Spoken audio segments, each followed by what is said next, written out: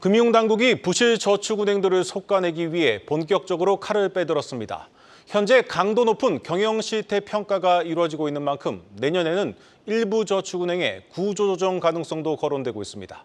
장슬기 기자입니다. 금융당국이 올 3분기 말 건전성 지표를 기준으로 저축은행들에 대한 추가 경영 실태 평가를 이어나가기로 했습니다.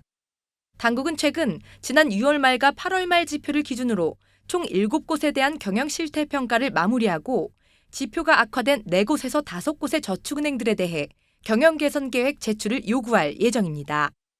경영 실태 평가 종합 평가 등급이 3등급 또는 건전성 평가 등급이 4등급 이하인 경우 경영 개선 계획 권고를 받게 되는데 제대로 된 건전성 개선 조치가 이뤄지지 않으면 당국의 적기 시정 조치 대상이 됩니다. 적기 시정 조치를 받은 금융사는 부실 채권 처분이나 자본금 증액, 배당 제한 등의 조치를 이행해야 합니다.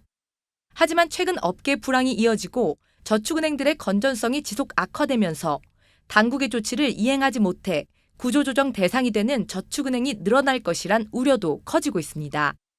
올 상반기 기준 전체 저축은행의 총 여신은 98조 원 수준으로 그중 11.5%인 11조 원가량이 부실 채권입니다.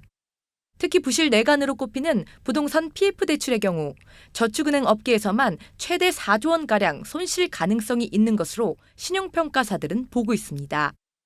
당국의 강도 높은 압박이 이어지고 있는 만큼 올해는 수익성보다는 건전성을 높이기 위한 업계의 자구 노력이 이어질 것으로 전망됩니다.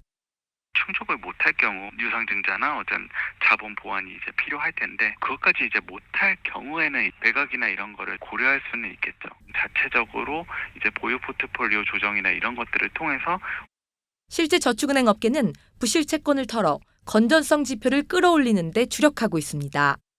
지난해 말부터 총 3차례에 걸친 공동 매각을 통해 약 3,200억 원의 부실 채권을 매각했던 업계는 올 4분기 내에도 추가로 개인과 개인 사업자 부실 채권을 공동 매각한다는 계획입니다.